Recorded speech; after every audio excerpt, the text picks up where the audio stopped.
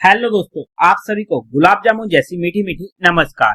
और उसी के साथ आप लोगों का स्वागत है आईपीओ के लव ट्रायंगल शो में। काफी टाइम बाद एक एसएमई कंपनी मंगल कंपू सॉल्यूशन लिमिटेड लेके आ रही है अपना जी आईपीओ। यहाँ पर हम आज इस रिव्यू वीडियो में इस कंपनी का पूरा कच्चा चिट्टा खोलने वाले, बेसिक्स लेके एडवांस तक। तो अगर मैं स्टार्टिंग में इसमें अपने पर्सनल डिसीजन की बात करूं तो फिर से मार्केट के मूड मोल को ध्यान में रखते हुए आज के दिन मेरा कोई भी फाइनल डिसीजन नहीं है। और फिर भी हम इस कंपनी के बारे में डिटेल में कुछ इफर्ट्स वाले पॉइंट होने वाले जिसे हम स्टडी करने की कोशिश करेंगे। बट जो भी मेरा फाइनल डिसीजन होगा वो मैं आप लोगों को अपडेट कर दूंगा। बट आप लोग एक बार इस वीडियो को देख लीजिएगा, समझ लीजिएगा, फिर अपने रिस्क रिवॉर्ड रेशियो और माइंडसेट के अकॉर्डिंग अपने फाइनेंशियल एडवाइजर से कंसल्ट करके कोई फाइनल एक्शन बनाइएगा। उसी के साथ साथ आप लोगों को म्यूचुअल फंड में या इंश्योरेंस सेगमेंट में किसी भी तरीके कोई भी हेल्पलाइन की जरूरत है, जहां आप लोग चाहते हो कि being a mutual fund distributor हम आपका पैसा मैनेज करने में आपकी हेल्प करें, चाहे वो एसआईपी हो, एसपीपी हो, एसडब्ल्यूपी हो, बूस्टर एसटीपी हो या लमसम अमाउंट हो, तो आपको डिस्क्रिप्शन में मेरा फोन नंबर मिल जाएगा, आप मुझसे कांटेक्ट कर सकते हैं। अब अगर हम कंपनी की बेसिक डिटेल की बात करते हैं तो ये कंपनी इनकॉर्पोरेट हुई थी 2011 में। काम की बात करते हैं तो ये प्रोवाइड करती है hardware rental solutions to fulfil the needs of business across various industries. Company rent करती है आईटी हार्डवेयर एंड ऑफर करती है comprehensive end to end IT equipment and also rent करती है डाइवर्स आईटी इक्विपमेंट जिनमें आ जाते हैं server, laptop, desktop, projectors, route switches, workstation, plasma, LCD TV, PA system and various accessories. Company provide करती है small and large enterprise with customisable IT hardware product including laptop, desktop, server and other equipment. And उसी के साथ साथ company के major clients होने वाले हैं महाराष्ट्र में। और कंपनी का बिजनेस डिवाइड हुआ इनटू 3 कैटेगरी, जिनमें पहला आ जाता है rental income from lease of IT equipment जो होने वाले computer and peripherals, second sale of IT equipment and third IT equipment maintenance services fees. काम वाइज बात करते हैं, सेगमेंट वाइज बात करते हैं। एक अच्छा काम, एक अच्छा सेगमेंट देखने को मिल रहा है, बट हाईली कॉम्पिटिटिव सेगमेंट ये होने वाला है, इस पॉइंट को हमें ध्यान में रखना पड़ेगा।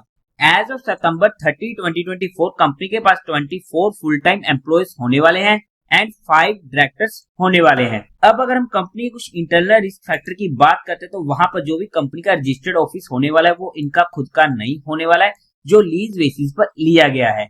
कंपनी का मेजर रेवेन्यू जनरेट होता है इनके टॉप 10 कस्टमर से, जहां पर आप चेकआउट कर सकते हो 66% का 30 सितंबर 2023 में, 83% का 2023 फाइनेंशियल ईयर में एंड 65% का 2022 फाइनेंशियल ईयर में देखने को मिला है।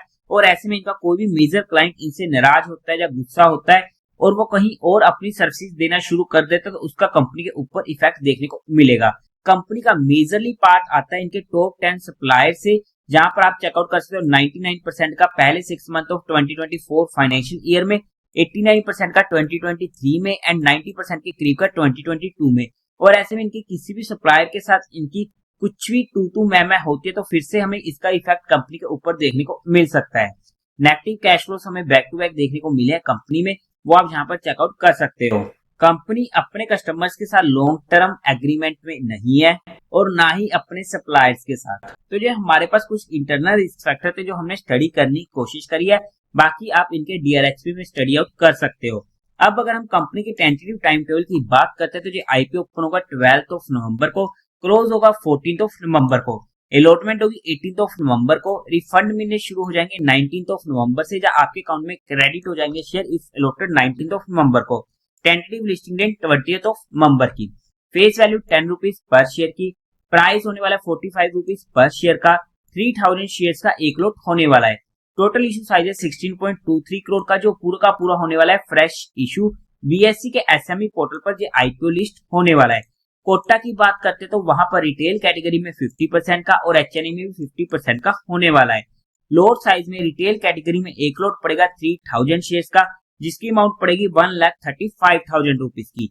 एचएनए कैटेगरी में मिनिमम 2 लॉट्स के लिए अप्लाई करना पड़ेगा, जिसकी अमाउंट पड़ेगी 2,70,000 रुपीज की।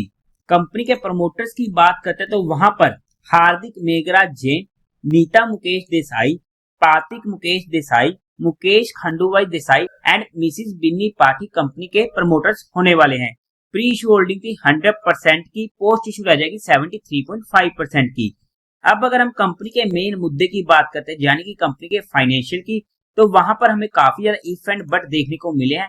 सबसे पहले टोटल असेट 2022 में थे 52 करोड़ के, जो डिक्रीज होते होते 30 जून 2024 तक पहुंच चुके हैं ऑलमोस्ट 45 करोड़ के, जहां पर हमें डी ग्रोथ देखने को मिली है बैक टू बैक, जो हमारे लिए एक नेगेटिव पॉइंट हो जाता है। रेवेन्यू 2022 में था 18.48 करोड़ का, 2023 में 34.83 करोड़ का, 2024 में फिर से काफी अच्छा डिप देखने को मिला, ऑलमोस्ट 23.44 करोड़ के रह चुके थे, एंड पहले क्वार्टर ऑफ 2025 में 4.5 करोड़ का। और अगर हम जहां पर भी एवरेज निकालने की कोशिश करें तो फिर से हमें काफी मेजर डिप देखने को मिल सकता है इस फाइनेंशियल ईयर में भी। तो फिर से हमें जहां पर दिक्कतें देखने को मिली है, जो हमारे नेगेटिव पॉइंट हो जाता है। प्रॉफिट आफ्टर टैक्स 2022 में था 86 लाख का, 2023 में 7 करोड़ का, 2024 में काफी बड़ा डिप देखने को मिला, ऑलमोस्ट 3.85 करोड़ के रह चुके थे, जो ऑलमोस्ट 45% के करीब का डिप था, एंड पहले क्वार्टर में 80 लाख का।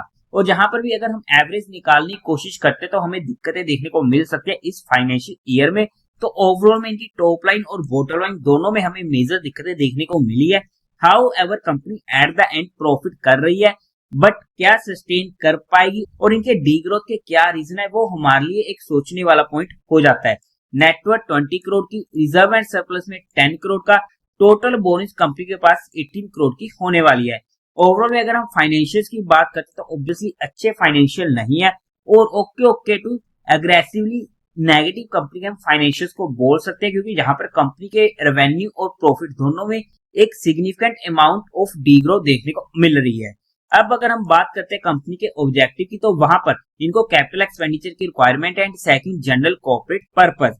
अगर हम फंडामेंटली चेकआउट करने की कोशिश करते तो मार्केट कैपिटलाइजेशन है 61 करोड़ की, आरओई ऑलमोस्ट 4% की कम है, आरओसी 2% की कम है, डेट टू इक्विटी रेशियो 0.9 का ठीक बोल सकते हैं क्योंकि 1 से कम है, रिटर्न ऑन नेटवर्थ 15% का अच्छा है, प्राइस टू वैल्यू 2.16 की, profit after tax margin almost 20 का। यही चीज बस इस कंपनी में मुझे अच्छी देखने को मिली कि इनका प्रॉफिट आफ्टर टैक्स मार्जिन हमें अच्छा देखने को मिला है। ईपीएस प्री आईपीओ 3.86 की, पोस्ट आईपीओ 2.38 की, काफी ज्यादा कम है। पीई प्री आईपीओ 11.66 की, पोस्ट आईपीओ 18.9 की। ओवरऑल में अगर हम फंडामेंटली बात करते हैं तो फंडामेंटल्स में भी हमें काफी ज्यादा दिक्कतें देखने को मिल रही हैं। अगर हम पीयर टू पीयर कंपटीटर्स की बात करते हैं तो वहां पर सिलिकॉन रेंटल सॉल्यूशन जिसका पीयर 20 का, अगर हम इसके जीएमपी की बात करते हैं तो आज के टाइम पर 6% के करीब का देखने को मिल रहा है। अगर हम वैल्यूएशन वाइज बात करते हैं according to 2025 financial year data, तो उसके बेस पर ना ही ये आईपीओ सस्ता आ रहा है ना ही महंगा आ रहा है, मतलब कि फुली प्राइस होने वाला है। बट इंपॉर्टेंट होगा कैसे रहते हैं एक्सटर्नल फैक्टर, उसी के बेस पर जो भी फाइनल डिसीजन बनेगा वो मैं अपडेट कर दूंगा। बट हमने यहाँ पर कंपनी को सिर्फ education and learning perspective study किया है, किसी भी तरीके कोई भी इन्वेस्टमेंट टिप या एडवाइस नहीं है। फिर भी आप लोगों को कोई भी एक्शन लेना हो या कोई भी काम करना हो तो एक बार अपने फाइनेंशियल एडवाइजर से कंसल्ट करके कीजिएगा। तो देवियों और सज्जनों, उम्मीद है आप लोगों को ये वीडियो अच्छी लगी होगी, तो इस वीडियो को लाइक कीजिएगा, शेयर कीजिएगा और साथ ही साथ चैनल को सब्सक्राइब करें। हर हर महादेव।